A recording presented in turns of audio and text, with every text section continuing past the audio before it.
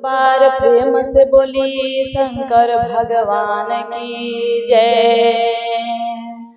तो एक बार प्रेम से बोली पार्वती मैया की जय। आई हम खुशबूगिरी रवा सबके चरण में कोटि कोटि प्रणाम करतनी। रवा सबके हर हर महादेव। तो देखिए गुरु बहिना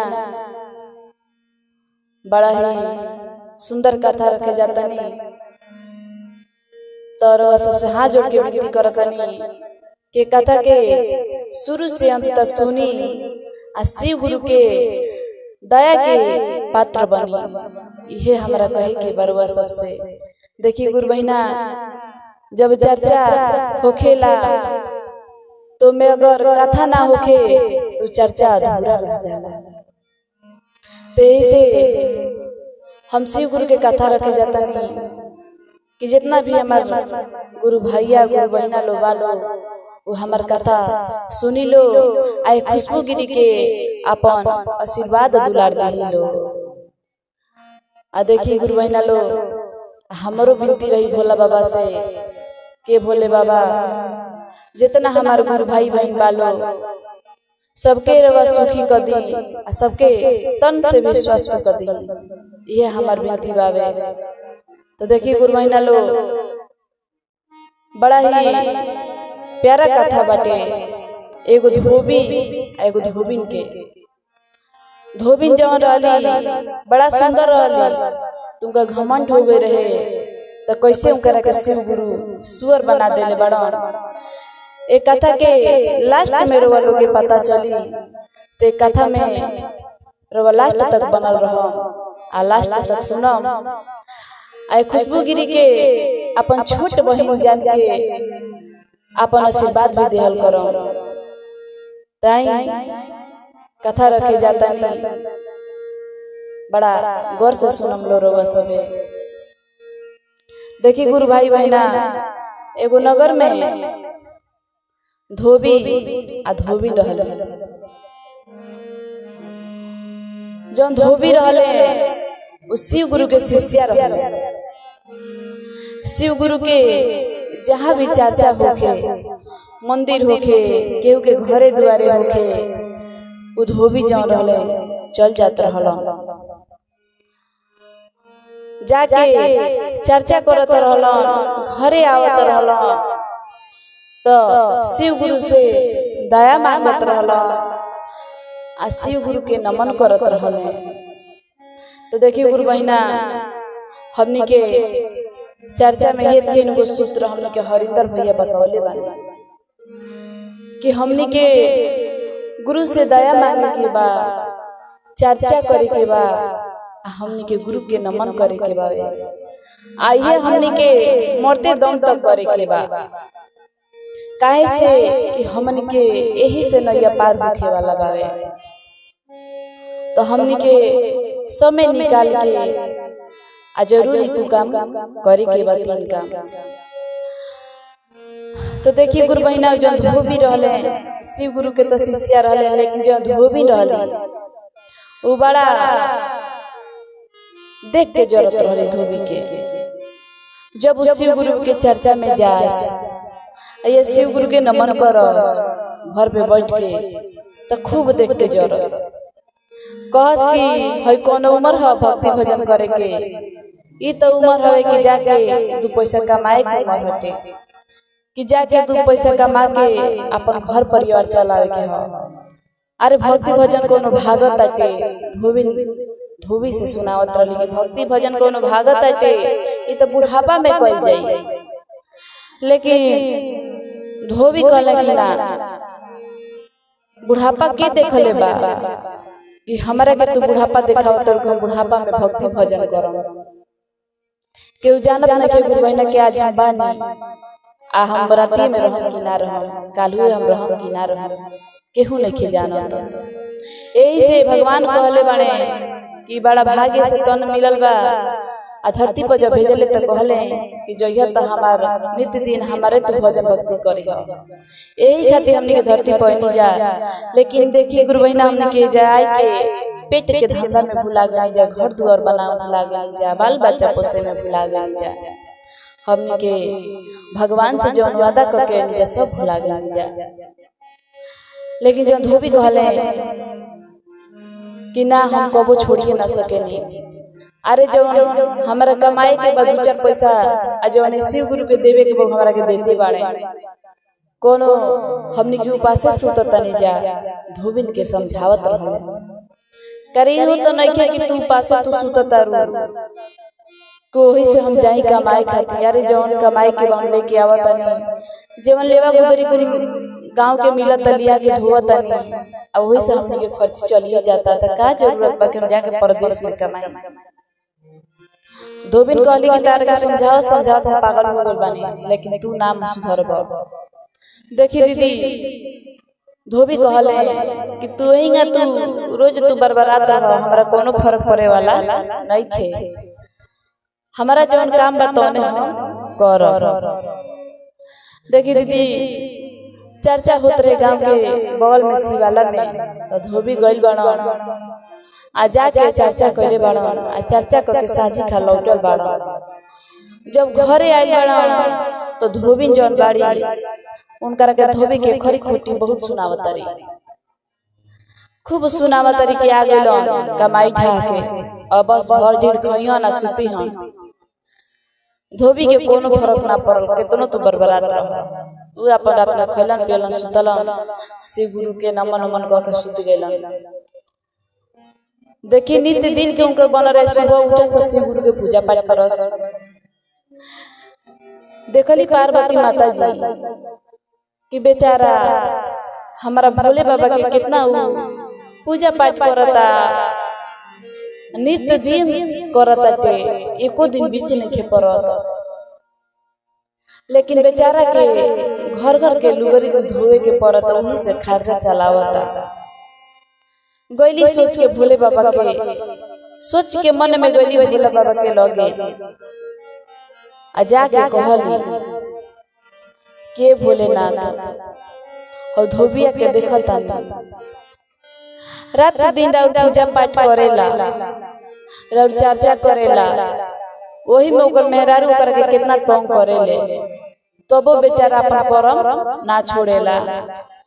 जब आवेला चर्चा में से तो मेहरारू भी तो बड़ा आउर बोलेले।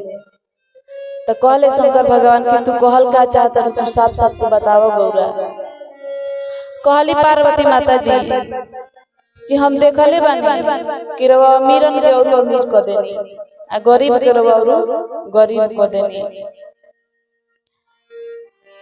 तो कहत रे कि का कहल चाहता रू, तो कहत रे कि हे कहल चाहता नहीं कि धोबिया रा नित्य दिन पूजा करता तो ओकरो के अन्न धन से भर दी। कहले कि चलो समय आई तो धोबियों के दुख दूर हो जाई, अवन धन से सब कर भरी जाई। पार्वती माता जी जिद करे लगले कि ना ना ना रवा चली हमारा संगे अभी आ जाके धोबिया के जौन देवे के बतौना जुए रवा दे दी। कहले भोला बाबा क्या रे रुक, हर एक चीज के समय आवेला, समय से कोनो पहले काम नइखे भइल, समय आई तो करे के हम सब कुछ दे दे। कहली कि ना हम ना मानो रउआ, हम देखले बने कि केहू के बेटा ऊपर बेटा देनी या केहू के बाझनिए बना के दी जिंदगी भर तरसावे नहीं। रउआ हमारा संगे अभी चले के पर कहले कि चल अब ना मनबू तो जाही के परी। अब भोला बाबा हार गलन पार्वती माता जी के जिद के आगे, हार के कहले कि चल।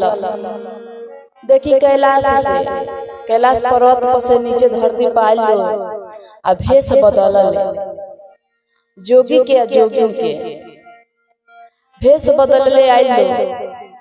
आई के और धोबी के गांव में प्रवेश कैले बालो।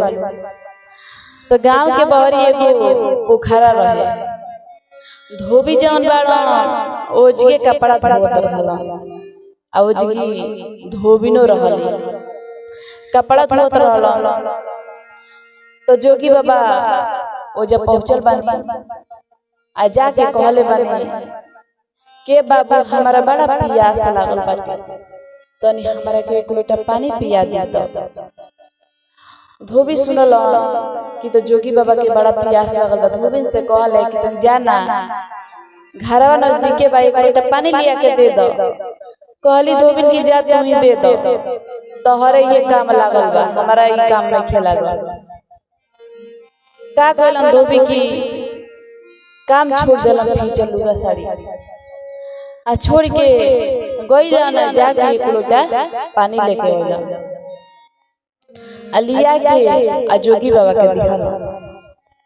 जोगी बाबा आ मैया पार्वती पानी पियल पियला के बाद से जोगी बाबा खूब खुश भइलन।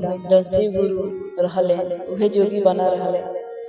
कहले के बाबू का करत रहत कपड़ा धोवतानी।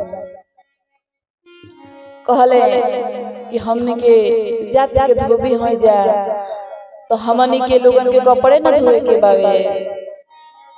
तब कहले जोगी बाबा कि हम चाहता नहीं कि तू हमारा के पानी पियवले बाड़ो तो चाहता नहीं कि कुछ तू हमारा से मांग लो हम तारा के कुछ दिहल चाहता।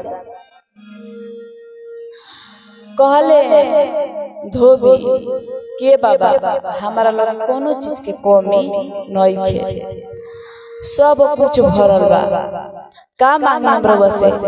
तब वो कहले शिव गुरु जोगी के भेज दे लेकिन नहीं नहीं तू हमरा से कुछ मांग लो तू हमारा के पानी पियवले बाड़ो आ हम उधार ना रखे केहू हमारा के हेतनी देला तो हम ओकरा के होतना बढ़ा के देनी केहू एगो सिक्का चढ़ावेला तो हम ओकरा के 10 गुना क के देबेनी। देखी कहले धोबी की ना ना हमारे सब कुछ भरल बा हमारा के कुछ ना चाहिए अगर हमारा मांगे के होई तो समय आई तो हम रउआ से मांग ले। देखी भक्त के जो सच्चा भक्त होखेला ओकरा आभास हो जाला कि हमार भगवान आइल बाड़े। देखी धोबी के आभास हो गए रहे कि जोगी फकीर तो केहू के कुछ दे ना सकेला ई ह न ह ई हमार शिवे गुरु माता पार्वती हल। तब धोबी कहले कि समय आई तो मांग ले। अब ओजगी से पार्वती मैया आ शिव गुरु कैलाश पर्वत पर फिर से चली गइलो। जाके कहले शिव गुरु के देखे पार्वती यही से तारा से हम कहत नहीं कि समय से पहले कुछ मिले वाला के नहीं खे तू जीत के लिया के गइलू ह आ देख ऐसा हमार भक्त बा कि हमरा से कुछ मांगबे ना कोइला से। तो कहले पार्वती माता की सही रवा कहते हैं भक्त बड़ा बढ़िया बाड़ा। ओकरा बाद से दीदी धोबी जवन बाड़े नित दिन के ऊपर उहे काम रहे कपड़ा लिया धोवस घरे घरे से पैसा लिहल अनाज लिहल वही से खर्च चलत रहे। तो एक दिन जाके से कराहे दोनों प्राणी धोबी धोबी कपड़ा धोत रहे लो। तले वही नगर के एगो राजा वही तरह शिकार खेले जाते रहले। शिकार खेले जाते रहले तो कहले कि पोखरा बाटे आ बड़ा बढ़िया जे पीपर के गाछ बा रह तनी आराम कली तो जाई। तो देखी दीदी उतर के आ जाके पीपर तर खड़ा भइल तले उनकर नजर पड़ल धोबिन पर। देखले कि ओहो कितना सुंदर मेहरारू भी है आई कपड़ा धोवती है आ हौ लागत है कि ओकर पति है धोबी जवन रहले तनी काला रहले। कहले राजा की लागत ओकर पति है लेकिन ई जवन मेहरारू भी ओकरा लायक नहीं खे ई जौन मेहरारू भी हमारा लायक भी है, ये हमारा महल के रानी बने जो भी है। तो देखिए दीदी राजा का कहलन कि हाथ मरल धोबिन के आ बोलवन। धोबिन गईली जाके कहली कि का चाहिए राजा साहेब, कुछ धोआए के बावे महल से तो कहीं हम लेके आए धोए खातिर। कहले कि कुछ धोए के नहीं हमरा घर के, हम ही देखतानी कि तू इतना तो सुंदर बाड़ू, इतना तार कोमल शरीर बाटे, आ तू ये कुल काम तो करतारू, तू ही लोगन के घर घर के कपड़ा बटोर के तू धोवतारू। कहली धोबी कि जब हमार पति काम करत रहे तो हमरा तो करही के पड़ी, हमनी के जातिये में बना दिहल बा तो का कर सके जा राजा साहब। कहले राजा साहब कि तू एगो हमर बात मानब। कहली कि का बताए, तो कहले कि तू कुल काम तो छोड़ दो, लुगा लेवा गुदरी कुल भीज, तू हमारा संगे महल चल, तारा के महारानी बना के रखो, आ तारा हई लुगरी पहनऊ के जरूरत ना पड़ी, तू हमारा कहीं रहबू तो तू किस्म किस्म के तू पहन के साड़ी चलब, तू सोने के जेवर पहन के चलब। है धोबी के संगे तारा के काम मिलता के कुछ नहीं के मिलत है। धूप में अपन कोमल शरीर इतना सुंदर तार रूप बा सब घामा में जल जाई, तू चल हमारा संगे, तारा के हम महल में राखब। तो जौन धोबिन बाड़ी उनकरा मन में लालच हो गई कि राजा साहब तो सही कहता रे, कहा मैं धोबी के संगे दिन रात कपड़ा धोवता आ राजमहल में चली जाई तो हम रानी बन के रहो,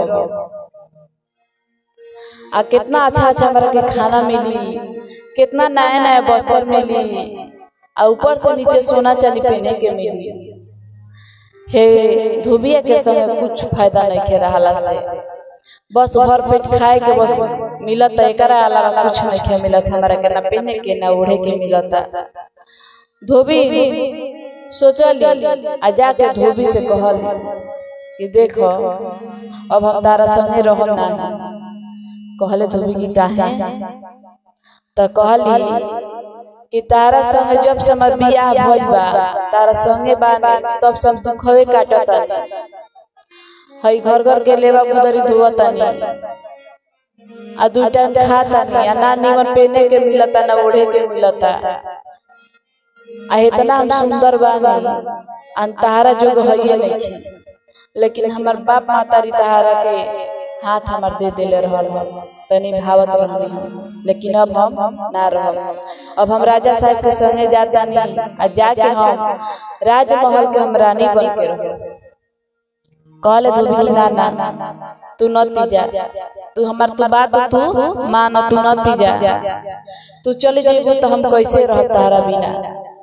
कहली कि तू रहब कि तू ना रहब एकर हम ठिका नहीं ले ले, लेकिन हम तारा संगे रहब नहीं।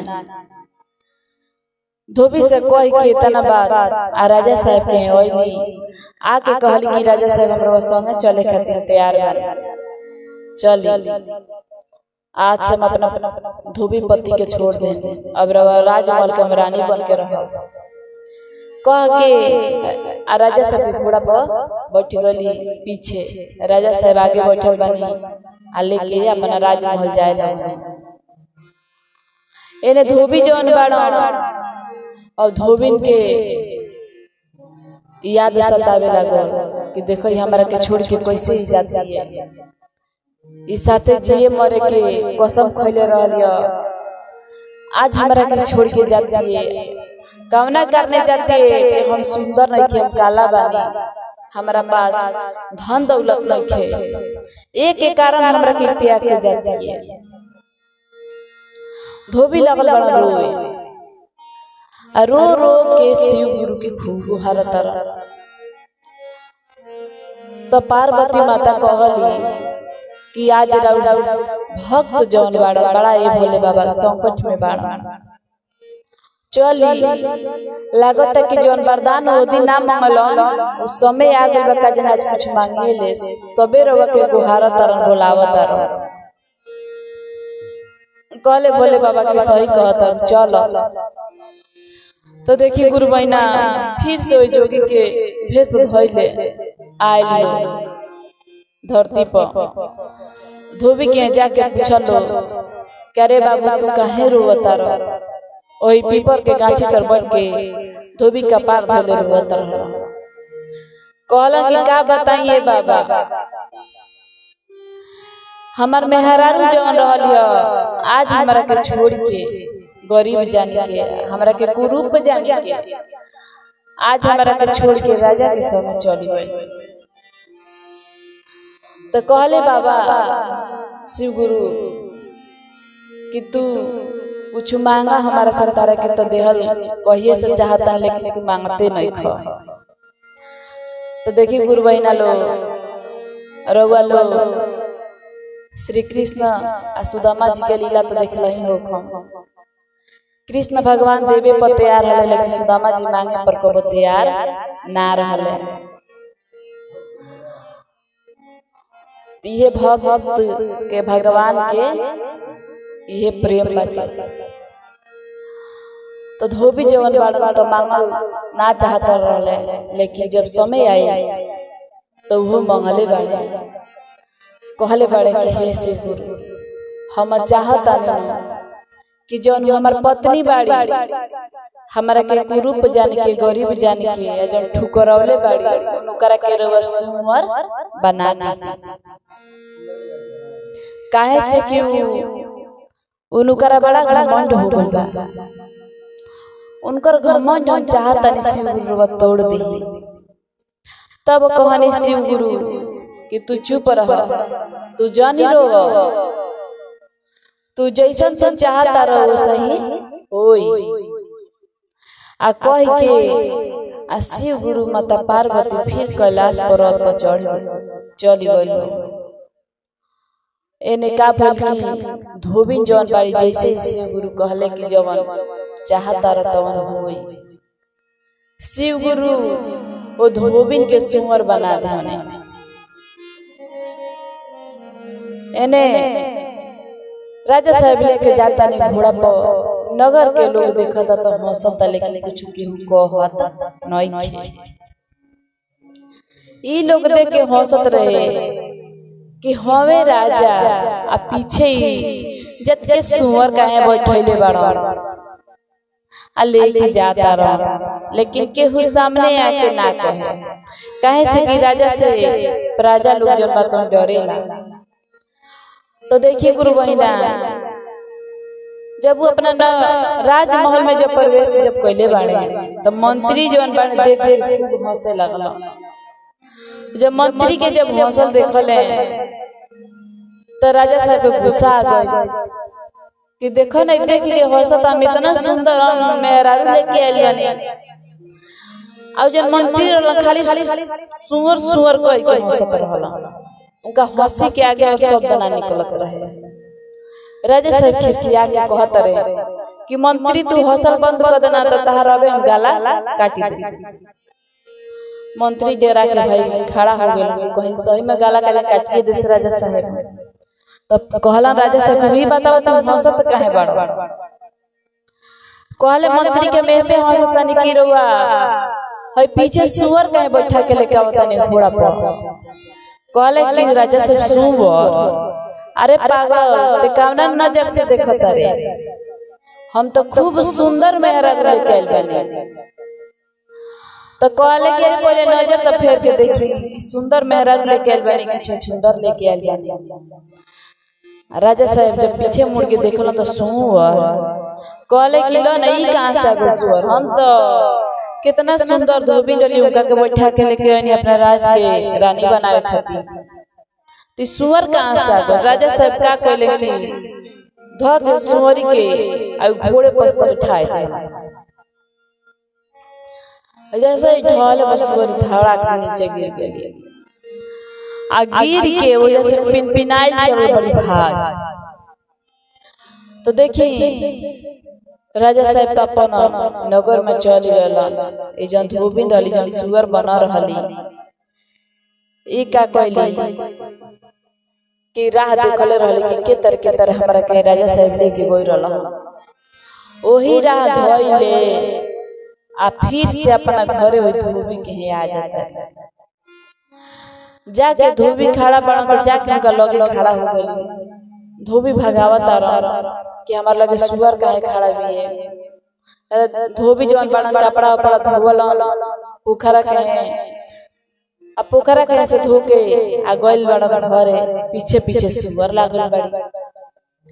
वो जवन धोबिन बड़ी सुअर लागल बे तो गइलन धोबी आ जाके केवाड़ी बंद कर देलक कोई घरा में मत घुस जाओ। लेकिन उनकरा का पता रहे कि इतना तुरंत शिव गुरु अपन एथिया दे दिए वरदाना कितना तुरंत धोबिन सुअर बने जे उनका पता ना रहे। देखिए गुरु बहिना तो धोबी के पीछे पीछे सुअर बन के लागत चलत रहली।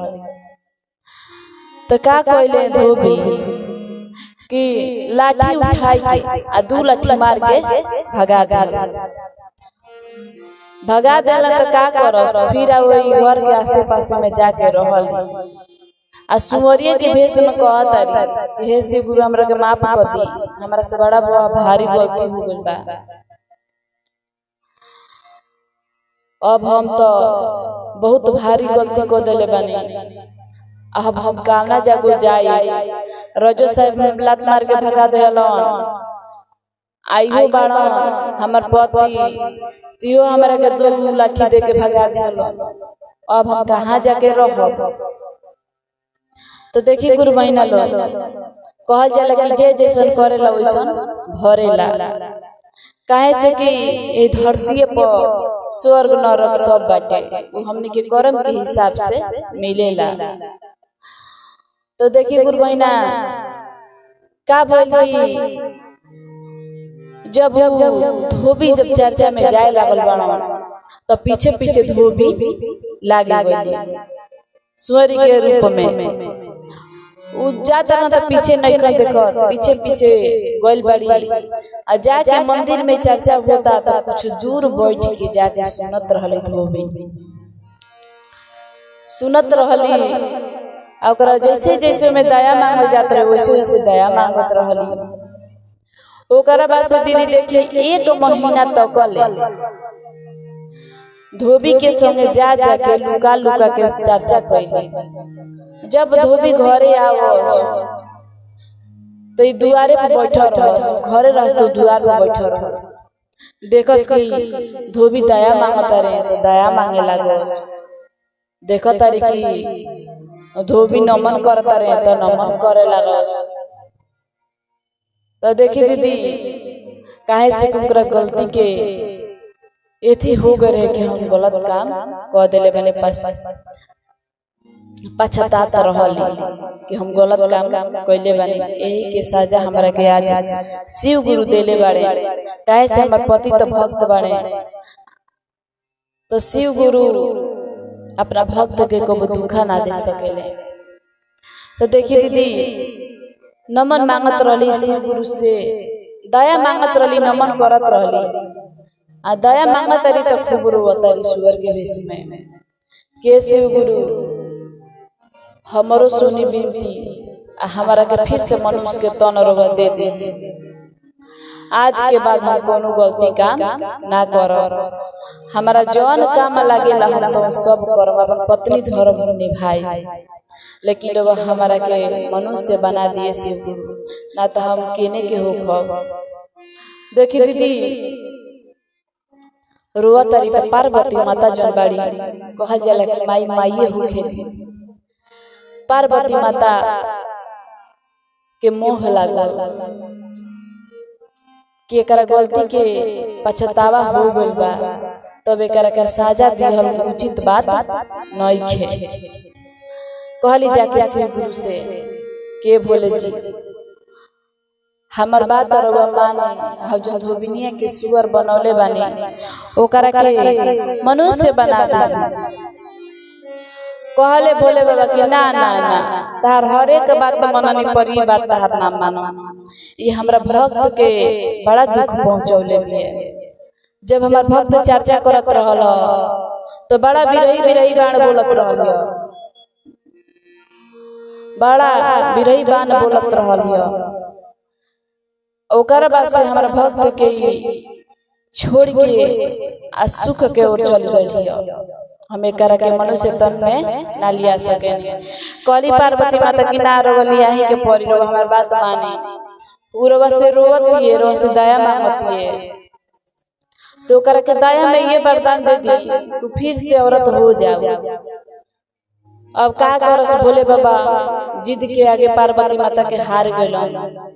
कहले कि चलो ठीक बा। फिर अइले वही जोगी के भेष में धइले, दोनों जना आइले धरती पर। आई के ओकर बाद से का कइले बड़े कि जटा से गंगा जी निकाल के हाथ पर आ सुअर के ऊपर छिड़क देले। जब सुअर के ऊपर जब छिड़क देला तो सुअर जौन बाड़ी फिर से औरत बन गई, फिर धोबिन धोबिन के भेष में आ गई। देखिए गुरु बहिना उ का कहली कि जैसे मनुष्य के तन मिलल जाके जोगी बाबा के गोड़वे छान आ खूब रोवली कि हमारा के रवा मनुष्य के तन दे देनी, हमरा गलती के रवा माफ कर देनी, अब हम आज के बाद कोनो गलती ना करब। कहले बोले बाबा कि जाके अपना पति से तू माफी मांगा। जोगी के भेष धइले तारा के भगवान माफ कर देले बड़ो, तारा के हम माफ कर देले बानी। जा तू अपना पति से तू माफी मांगा जेकर तू दिल दुखौले बाड़ू। कह के चल गइल बालो। ई का कइले बाड़ी कि गइल बढ़िया जाके अपना पति के गुड़ छान के आ लागल बाड़ी रो रो के कहता है हमरा से बड़ा भारी गलती हो गइल बा, हमरा के माफ कर दे। हम जितना पत्नी धर्म जितना पत्नी के फर्ज बा सारा धर्म हम निभाई आ रउआ के छोड़ के हम कहीं ना जाए, हमरा के रउआ माफ कर दे। जाके खूब रोवली। तब उनकर पति उनकर के उठावल, कहले कि 1 महीना के बाद से तू राजमहल से आवत रो। कहली कि ना ना 1 महीना बाद से मैं की आवत।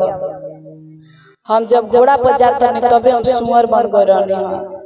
आ जब सुअरिया रो पीछे पीछे घूमत रहली और केहू ना रहलो, हम ही रहनी। सुअर के भेष में हम दिन रात हम चर्चा करत रहनी आ दया मांगत रहनी, नमन करत रहनी। तो हमरा के शिव गुरु माफ कर देलन, हमरा के मनुष्य के तन दे देलन, रउआ हमके माफ कर दी। तो कहले कि चलो ठीक बा तारा के तो माफ कर देनी। तो देखी कहलन कि कोनो बात नहीं खे, सुबह के अगर भुलाइल सास तो घर तक आ जाओ ओके भुलाई ला कहल जाला। चल तू अपना गलती के तू पछतावा कर लिहलू आ फिर से तू हमरा पास तू लौट के एलू, एकरा से धन भाग का बा। चल हम तारा के माफ कर देनी। तो देखी गुरु बहिना एक कथा के शुरू से अंत तक सुननी तो ढेर सारा अपन आशीर्वाद दुलार दही कि रउआ सबके बीच में असही हम नया नया कथा गीत भजन रखल करी। तो एक बार प्रेम से बोल दी शंकर भगवान की जय। हर महादेव घर घर महादेव, मैया भवानी की जय, शिव गुरु की जय, कार्तिक गणेश की जय। तो एक बार प्रेम से बोली शंकर भगवान की जय। तो एक बार प्रेम से बोली सचे दरबार की जय। आई सबसे पहले रवा सब गुरु भाई बहन के चरण में हमारे कोटि कोटि प्रणाम बा और आप सभी को हर हर महादेव। तो देखिए गुरु बहिना एक खुशबू गिरी के ओर से बड़ा ही प्यारा भजन जाता है। ते भजन के शुरू से अंत तक सुनो आ चैनल के सब्सक्राइब करो आ कमेंट में बताएं कि रवा सबके भजन कैसन लागल हटे। ये हमार हाथ जोड़ के रवा सबसे विनती बाटे। तो देखिए गुरु बहिना लो रवा लो जब गीत भजन सुने नी कमेंट करे नी तो हम पढ़े नी तो बड़ा हमरा खुशी हो खेला कि हमार गुरु बहिना लोग हमारे को आशीर्वाद देता नी। तो भोला बाबा से कहे नी कि हे भोले बाबा सब गुरु बहिना लोग के दुख भलाई दूर कर दी। देखी दीदी तरवा सबसे ये हमार विनती बा कि कमेंट में हर हर महादेव जरूर लिखो। देखी माता पार्वती जी कहतरी कि सबकर दुल्हा देखे नी कि कार मोटर कार से जाला लोग, सब केहू के सूट बूट पहने ला लोग, लेकिन एगो हमार हई बाड़े भोला ई तो बसा पर चढ़ रहले आज दिन रात डमरू बजावत रहे। तो देखी कौना भाव में और कैसे कहत बाड़ी। अरे कैसे कहत रे हो कि डमरू के बजवैया अरे हमार भोला, डमरू के बजवैया हमार भोला, डमरू के बजवैया हमार भोला।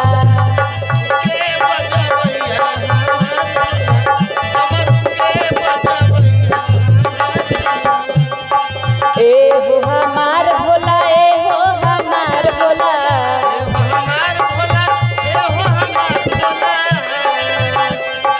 पर्वत पर रहवैया हमार भोला, पर्वत पर रहवैया हमार भोला।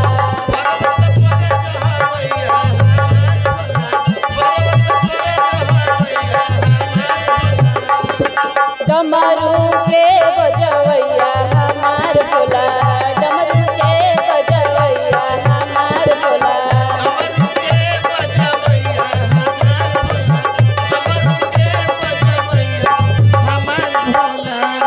डमरू के बजवैया हमार भोला,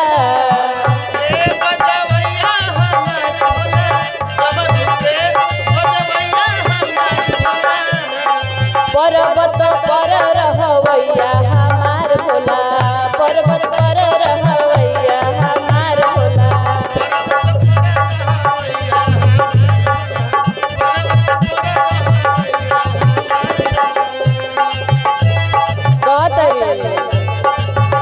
कि है हमार भोला डमरू दिन भर बजावत रहे आ इनकर पर्वत पर भी घर द्वार सब कुछ बाटे। देखी आगे का कहतरी पार्वती माता जी, जटवा में रहेली गंगा महारानी,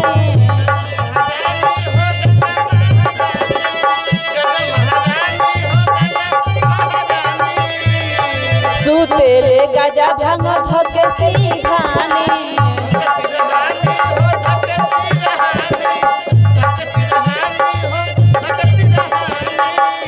कहतरी जटवे में गंगा जी रहेली आ भंगिया धतूरा के तो एक पल दूर ना रखे। जब सुते नी तो अपना सिरहाना लेके सुते नी। जटवा में रहेली गंगा महारानी, सुतेले गजा भांग धके सिरहानी, सबका के नचवैया हमार भोला, सबका के नचवैया हमार भोला।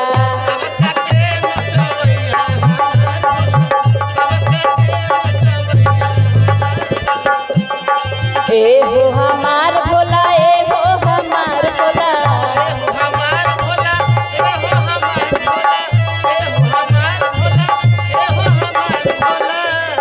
सबका के नचवैया हमार भोला, सबका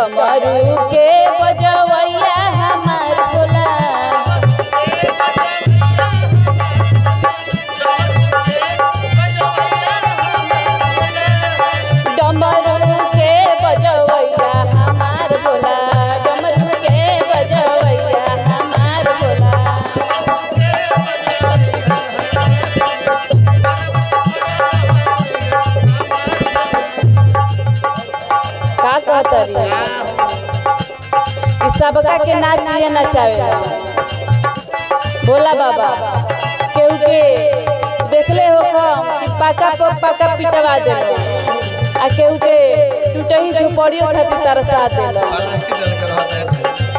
तो ये हमार भोला जी करे लो। देखी और का कहतरी पार्वती माता जी गरबा में शोभेला सर्प के माला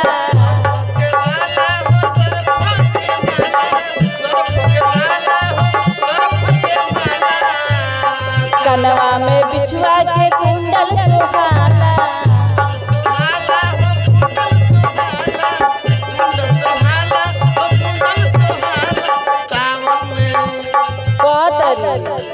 कि सबकर पति देव जी बाल बाल तो देखो तनी कि सब फूल माला पहनते लेकिन एगो हमारी भोला जी बाड़े घर में नाग लटकोइले रहेलो आ कान में बिछुअन के लटकोइले बाड़े सब उल्टा काम देखी कहतरी कह देखी सांप बिच्छी के दुनिया देख के डरेला भगावेला घर से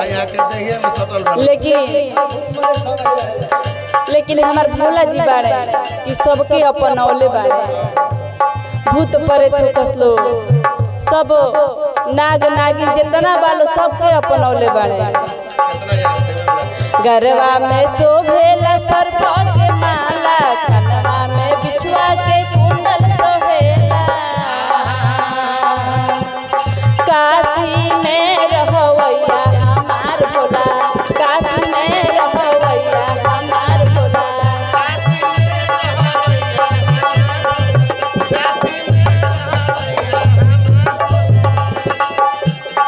काशी में रहवैया हमार भोला काशी में रहवैया हमार भोला पर्वत पर रहवैया हमार भोला पर्वत पर रहवैया हमार भोला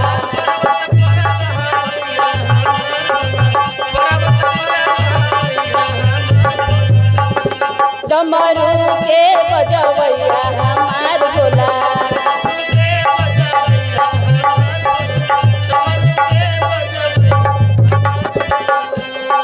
एहो हमार भोला एहो हमार भोला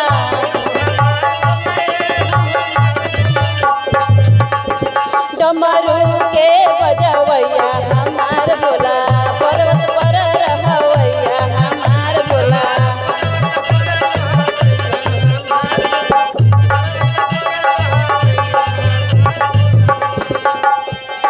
कहतरी कि काशी में ये विराजमान बाड़े काशियों में रह बाड़ो पर्वतों पर बाड़ो ई कहाँ नहीं खो कोनो ऐसा जगह नहीं खे कि नहीं खो ई हर जगह ही बाड़ो।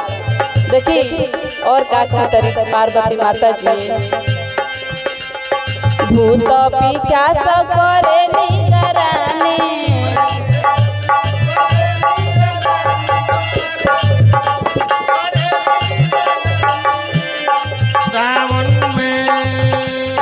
घरवा में पीसेली भंगिया भवानी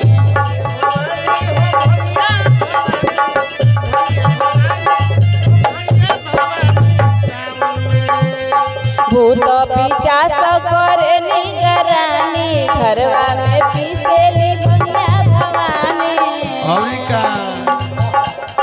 बसहा के चढ़वैया हमार भोला बसहा के चढ़वैया हमार भोला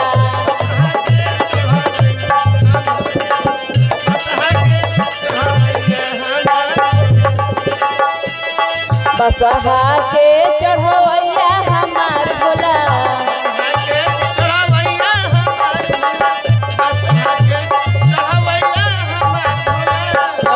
डमरू के बजवैया हमार भोला डमरू के बजवैया हमार भोला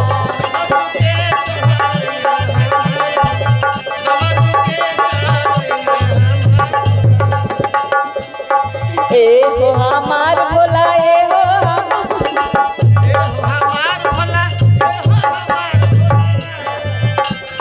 डमरू के बजवैया हमार भोला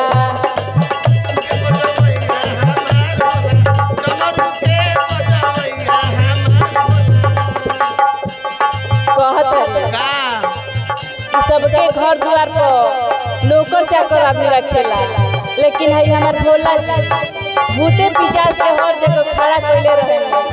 इहे लोग घर द्वार के सबके निगरानी करत रहेला। ऐसन बाड़े हमार भोला जी।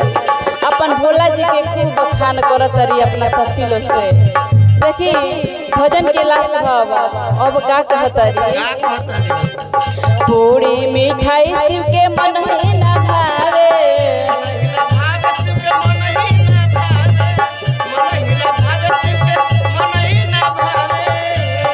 भंगिया के उठी सुती भोग लगावे।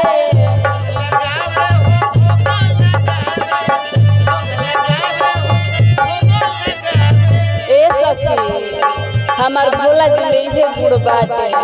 सुन लो पूरी मिठाई सोचे नहीं कि अपना भोला के खियाए, लेकिन उनको खोइबे ना करे, खाली उनकर के गजे भांग के निशा धोले रहेला। पूरी मिठाई शिव के मन ही न भावे, भंगिया के उठी सुती भोग लगावे। और का कहतरी हो। राम नाम भजवैया हमार भोला, राम नाम भजवैया हमार भोला।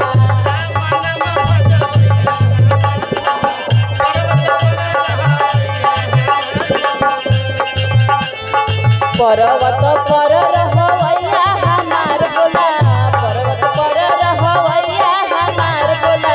डमरू के बजवैया हमार भोला, डमरू के बजवैया हमार भोला, डमरू के बजवैया हमार भोला, डमरू के बजवैया हमार भोला, डमरू के बजवैया हमार भोला, डमरू के बजवैया हमार भोला, डमरू के बजवैया हमार भोला, डमरू के बजवैया हमार भोला।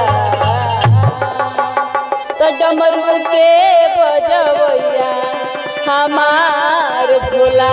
हर हर महादेव।